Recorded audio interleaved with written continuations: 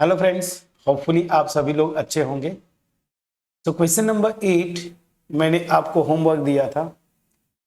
So question number 8 करते हैं बिना देर किए। क्या बोल रहा है? Let a and b two independent events with probability of a is 0.3, probability of b 0.4।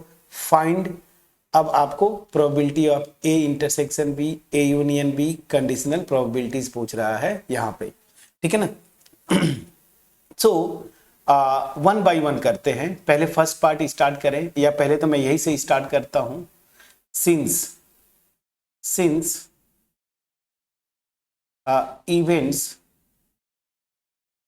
events are independent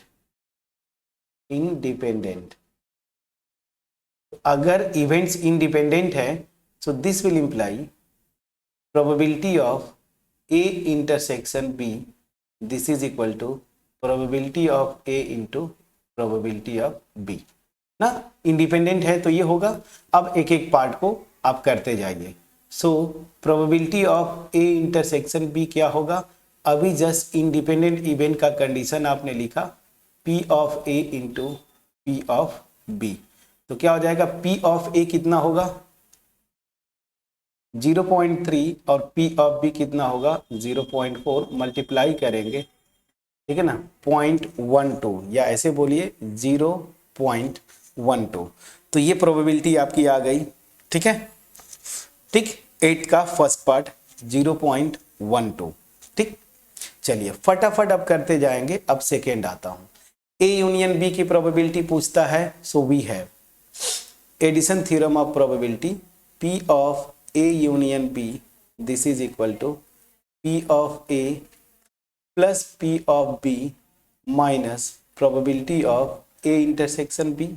यही होता है। सो अब बस वैल्यूज रख दीजिए। P of a is given here 0.3 plus P of b is also given 0.4 minus intersection की probability ये है, तो इसको जब ऐड करेंगे तो 0.7 माइनस 0.12।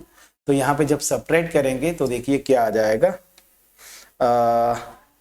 आपका आ जाएगा 0.58। प्लीज चेक करिएगा 0.58। ठीक है, कितना आसानी से आपने कर लिया। अब थोड़े से अच्छे हैं ये। थर्ड और फोर्थ पार्ट आपका रिवीजन होगा। कंडीशनल प्रोबेबिलिटी पूछ रहा है। किसका? Conditional probability of a given b. Formula आपको पता है, यहां प्रोबेबिलिटी वाला दो फार्मूले बताया था मैंने, एक नंबर के केस में और एक प्रोबेबिलिटी। तो चूंकि यहाँ पे इंफॉर्मेशन जो भी है प्रोबेबिलिटी के केस में, तो आप सीधे प्रोबेबिलिटी वाला यूज करेंगे, probability of A intersection b, और डिवाइडेड बाई ये जो कंडीशन जिसके ऊपर दिया रहता है उससे आप डिवाइड करते हैं।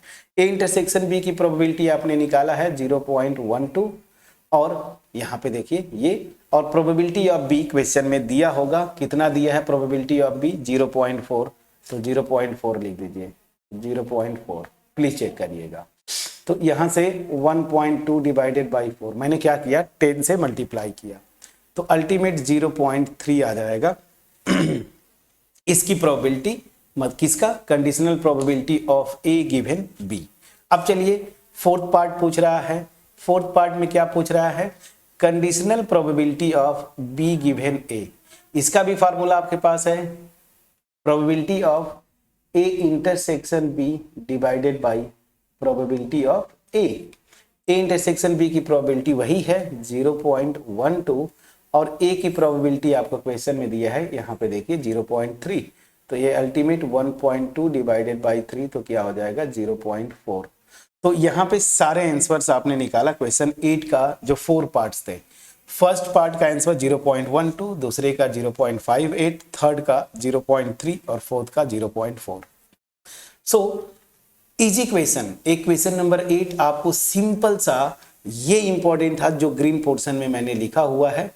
अगर ये आपको पता है, मतलब कंडीशनल प्रोबेबिलिटी का मैं बोलूंगा डेफिनेशन ना, मैथमेटिकल डेफिनेशन, तो वहां से फिर जो है आप इजिली इस पार्ट को कर लेते। यहाँ पे क्लियर है कि नहीं? प्लीज बोलिएगा। चलिए, तो क्वेश्चन 8 होपफुली आपके पास क्रिस्टल क्लियर वे में पहुंच पाया होगा। अगर पहुंच पाया है, सो वीडियो को लाइक करें, फ्रेंड्स के साथ शेयर करना मत भूलिएगा। चैनल पे नए हैं सब्सक्राइब जरूर करिएगा, बेल आइकन क्लिक करिएगा। और अगर वीडियो वाकई अच्छी लगी हो कमेंट सेक्शन में अप्रिशिएट करना मत भूलिए, और इवन कोई डाउट है तब भी कमेंट सेक्शन में आप लिखेंगे। सो अब क्वेश्चन नंबर 8 कंप्लीट किया हमने, सीधे क्वेश्चन नंबर 9 पे आते हैं। होमवर्क ये दे के मैं छोड़ूंगा ताकि आप इसको सॉल्व करें। सो नेक्स्ट वीडियो में हम इसका सोल्यूशन करेंगे। चलिए क्या बोल रहा है, क्वेश्चन नंबर 9 और 10 दोनों में होमवर्क दूंगा, इसमें बस कैलकुलेशन करना है। क्या बोला, if a and b are two event such that, ये प्रोबेबिलिटीज दे दिया है, आपसे पूछ रहा है कि find the probability of not a and not b. ये सब कुछ सेट थ्योरी का कॉन्सेप्ट है। क्लास 11 का जो मेरा वीडियो है सेट थ्योरी पे, मैंने ओल्ड सिलेबस के अकॉर्डिंगली बनाया है, तो वहां पे वेन डायग्राम और ये सारी चीजें मैंने डिटेल में किया है, उनका बस देख के आप ये दोनों question number 9 and question number 10 आप कर ले जाएंगे। तो चलिए इस होमवर्क के साथ मैं ये वीडियो फिनिश करता हूं, और मैं आशा करता हूं कि क्वेश्चन 9 और क्वेश्चन 10 ये दोनों आप करेंगे। ठीक है, चलिए मिलते हैं नेक्स्ट वीडियो में, तब तक अपना ख्याल रखें, पढ़ाई करते रहें। Thank you so much friends.